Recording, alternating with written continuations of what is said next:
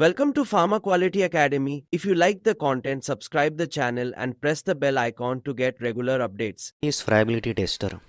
A friability tester is a laboratory instrument used to evaluate the physical strength and durability of tablets by measuring their resistance to chipping, breaking and crumbling under mechanical stress.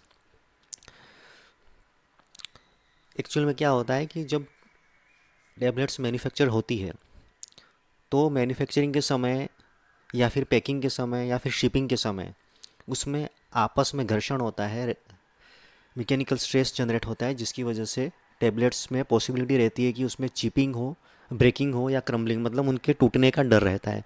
जैसे कि हम यहाँ पे एक image देख रहे हैं जिसमें टेबलेट्स के एजेस जो है वो घिसे हुए दिख रहे हैं, पाउडर निकला हुआ दिख रहा है। They are not sharp edges. ठीक है, यहाँ पे पाउडर जो है वो निकला हुआ दिख रहा है, टूटे हुए ब्रेकिंग चिपिंग यहाँ पे दिख रही है एंड ब्रेकिंग दिख रही है। तो जब भी ये टेबलेट्स की शिपिंग होती है, और ये स्पेसिफिकली अनकोटेड टेबलेट के लिए होता है। अनकोटेड टेबलेट्स जो होती है उसके ऊपर कोटिंग नहीं होती है, तो उसकी वजह से जब भी उनकी पैकिंग या शिपिंग होती है तो उस समय क्या होता है कि वो टेबलेट्स या तो आपस में जो जो उसकी पैकेजिंग होती है उसके साथ में उसका घर्षण होता है, या फिर दो टेबलेट्स या इतनी सारी टेबलेट्स जब एचडीपी पैक में होती है तो एक ही बोतल के अंदर सारी टेबलेट्स भरी हुई होती है, तो आपस में जो घर्षण होता है उसकी वजह से उसमें चिपिंग या ब्रेकिंग होती है, जिसकी वजह से वो पाउडर जो है वो निकल कर अलग हो जाता है। ओके, तो यही चेक करने के लिए कि इस टेबलेट की मैकेनिकल स्ट्रेंथ कितनी है, ये चेक करने के लिए फ्राइबिलिटी टेस्ट हम परफॉर्म करते हैं। तो ये पर्पस हम देखते हैं। Friability testing assesses how well a tablet can withstand mechanical stress which is important for ensuring tablet integrity during manufacturing, packaging, shipping and handling by the customer. Okay, तो यहीं पे हमने जैसे ऊपर बात की कि जब भी टेबलेट की मैन्युफैक्चरिंग होती है, पैकेजिंग होती है, शिपिंग होती है, या फिर कस्टमर जब उसको हैंडल करता है, उसको पैकेट में से खोलता है, खोलने के बाद उसको कंज्यूम करता है, तो उस समय वो जब हाथ में लेता है तो उस समय मैकेनिकल स्ट्रेस जनरेट होता है।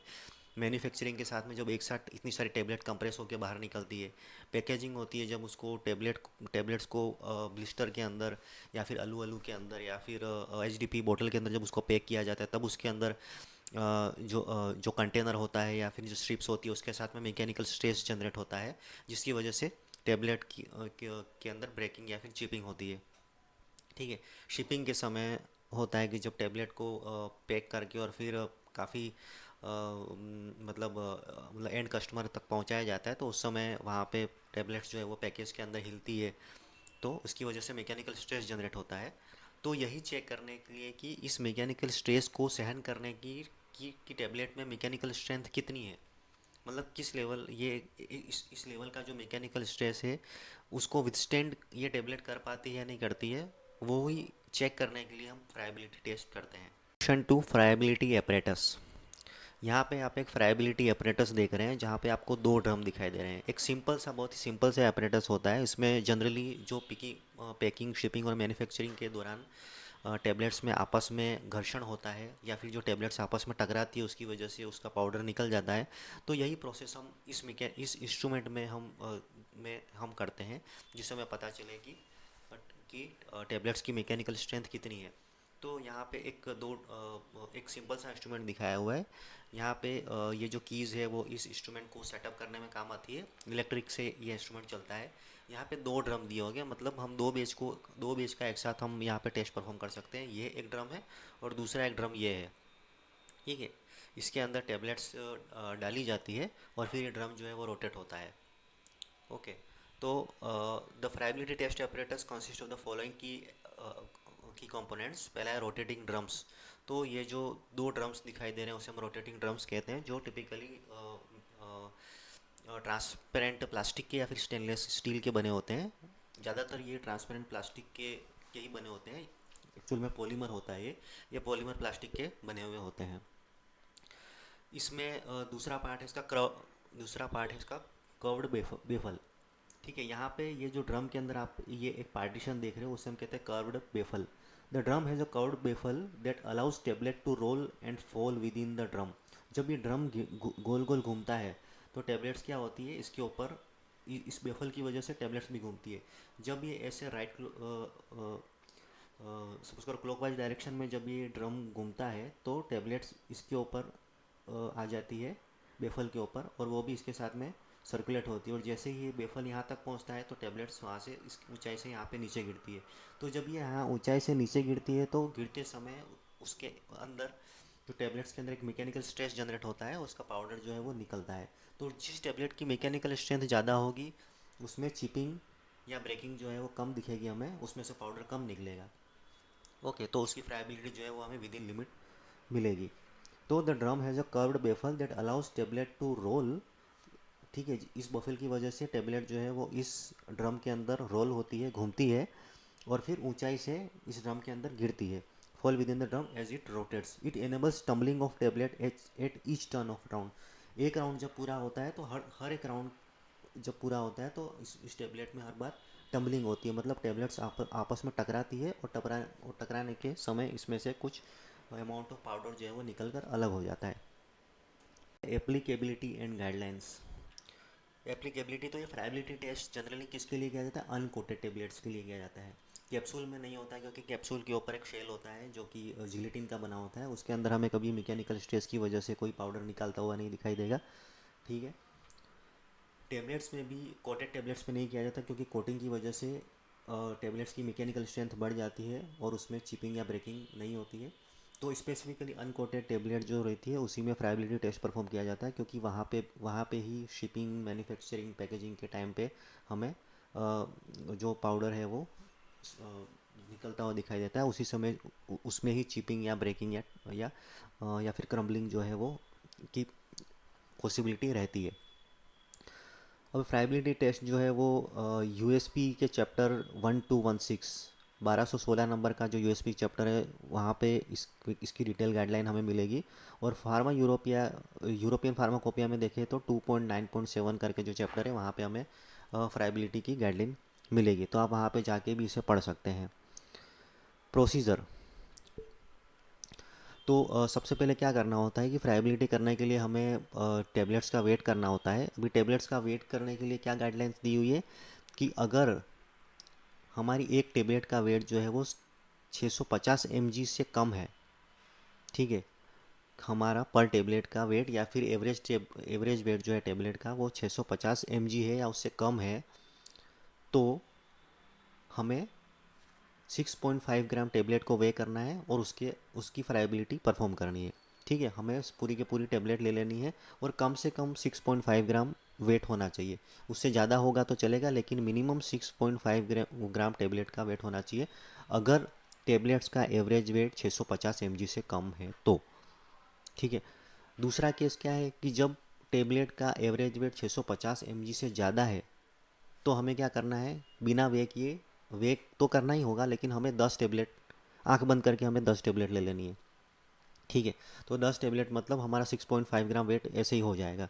मतलब हमारी एक टेबलेट 650 mg की है या फिर 0.65 ग्राम की है, तो हमने 10 टेबलेट ले ली तो वो 6.5 ग्राम का वेट उसका हो जाएगा। ठीक है, तो यहाँ पे दो केस हुआ। पहला केस वो हुआ जहाँ पे टेबलेट का एवरेज वेट जो है वो 650 mg या उससे कम है, तो हमें पर्टिकुलरली टेबलेट का वेट करना है, 6.5 ग्राम टेबलेट्स हमें लेनी है। ठीक है, मिनिमम 6.5 ग्राम वेट हो जाना चाहिए, उतनी टेबलेट्स हमें लेनी है। दूसरा केस वहाँ पे है जहाँ पे टेबलेट्स का एवरेज वेट जो है वो 650 mg से ज़्यादा है, वहाँ पे हमें 10 टेबलेट्स जो है बाय डिफ़ॉल्ट ले लेनी है और उसका वेट कर लेना है। ठीक है, ये जो वेट आया वो हमारा वेट कहलाएगा W1। इसको हम कहेंगे weight taken before friability test, that is called the W1 weight. ठीक है, अभी हम इस टेबलेट्स को रोटेटिंग ड्रम में डालेंगे। ठीक है, और डालने से पहले हमें क्या करना है, इंश्योर कर लेना है कि ड्रम जो है वो प्रॉपरली क्लीन है, डस्ट फ्री है या नहीं है। अगर पहले से वो क्लीन या डस्ट फ्री नहीं होगा तो क्या होगा, जो पहले से उसमें जो डस्ट है वही टेबलेट के अंदर चिपक जाएगी और बाद में हम जब उसका वेट करेंगे तो हमारी फ्राइबिलिटी हो सकता है बढ़ भी जाए, तो हमारे रिजल्ट जो है वो ठीक नहीं आएंगे। तो हमें क्या करना है कि पहले वो ड्रम जो है उसको टिश्यू पेपर से अच्छे से वाइप कर लेना है, क्लीन कर लेना है, उसमें ज़रा भी डस्ट ना रहे। ठीक है, उसके बाद हम टेबलेट्स को उसमें डाल के हम जो रोटेशन जो है वो हमारे फ्राइबिलिटी टेस्टर में जो कीज़ सेटअप की होती है उससे हम स्टार्ट कर देंगे। यहाँ पे जनरली जो फ्राइबिलिटी टेस्टर जो है वो 4 मिनट के लिए परफॉर्म किया जाता है, मतलब हमें 100 राउंड्स कंप्लीट करने होते हैं। ठीक है, 1 मिनट में 25 राउंड्स जो है वो ड्रम कंप्लीट करता है। 25 आरपीएम की 25 पर मिनट की स्पीड होती है। तो हमें 4 मिनट के अंदर 100 राउंड्स कंप्लीट होते हैं। तो हमें 4 मिनट तक, तो हमारा जो डिस्प्ले होता है हम पहले से उसका टाइमिंग सेट कर देते हैं। जैसे हम स्टार्ट करेंगे टाइमिंग जो है वो मतलब काउंट होना शुरू हो जाता है, और जैसे ही 4 मिनट कंप्लीट होते हैं तो फ्राइबिलिटी टेस्टर ऑटोमेटिक स्टॉप हो जाता है। ठीक है, तो rotate the drum at a specified speed 25 rounds पर minute for a set numbers of revolution और स्पेसिफिक ड्यूरेशन। या तो हमें 100 राउंड सेट कर देने हैं या फिर हमें 4 मिनट सेट कर देने हैं। ठीक है, हम 100 राउंड्स सेट करेंगे तो भी 100 राउंड्स वो घूमेगा, और हम 4 मिनट करेंगे तो 25 × 4 100 राउंड्स कंप्लीट हो जाएंगे। उसके बाद जो फ्राइबिलिटी टेस्ट हमारा हमारा जो ड्रम्स है वो रुक जाते हैं, हमारा टेस्ट कंप्लीट हो जाता है। उसके बाद हम क्या करते हैं कि हम ड्रम्स में से वो टेबलेट्स खाली कर लेते हैं। ठीक है, उसको केयरफुली रिमूव कर लेते हैं। उसके बाद में हमें क्या करना है कि टिश्यू पेपर से उसके ऊपर जो लूज़ डस्ट है उसको क्लीन कर लेना है।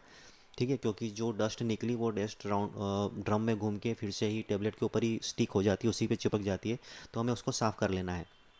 ठीक है, फिर से हम उन टेबलेट्स को वेट करेंगे, और अभी जो वेट आया वो कहलाएगा W2। ठीक है, अभी क्या होगा एक्चुअल में कि वो टम्बलिंग के कारण से टेबलेट्स में जो चिपिंग या कमरिंग या फिर क्रम्बलिंग हुई, ठीक है, उसकी वजह से कुछ पाउडर निकल गया। तो क्या होगा कि टेबलेट्स का जो वेट है वो कम हो जाएगा, थोड़ा सा रिड्यूस होगा। ठीक है, तो W2 जो है वो हमेशा W1 से कम ही आएगा, या तो W1 जो W2 सेम आएगा, या फिर कुछ ना कुछ W2 में कुछ ना कुछ वेट का लॉस होगा।